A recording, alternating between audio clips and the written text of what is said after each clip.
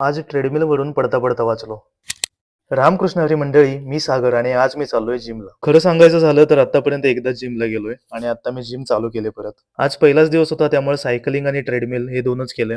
Gym मधले video पण तुम्हाला येत्या काही दिवसात बघायला भेटतील, त्यामुळे फॉलो करून ठेवा. त्यानंतर मी घरी आलो, आवरलं आणि मला जायचं होतं मंडळाच्या आरतीला. मंडळाची आरती करून झाल्यावर काकांच्या घरी परत आरतीला गेलो. त्यानंतर मग घरी आलो आणि मस्तपैकी नाश्ता केला. इथं भाऊ घराच्या शेजारी तणनाशक मारत होता. परत काकांच्या इथे गेलो तर ते केळीची रोप लावत होते, ते बघितलं. ओ ओ गांजा गांजा.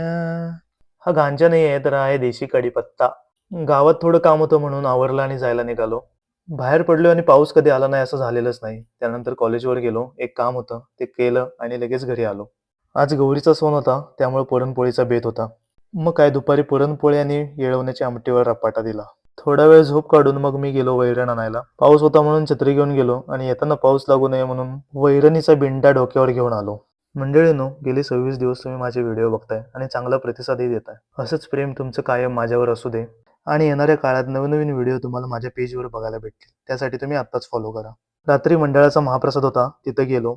बाप्पांचं दर्शन घेतलं आणि लगेच जेवणही घेतलं. तर भेटूया अशाच उद्या सुंदर व्हिडिओत. बोला जय श्रीराम.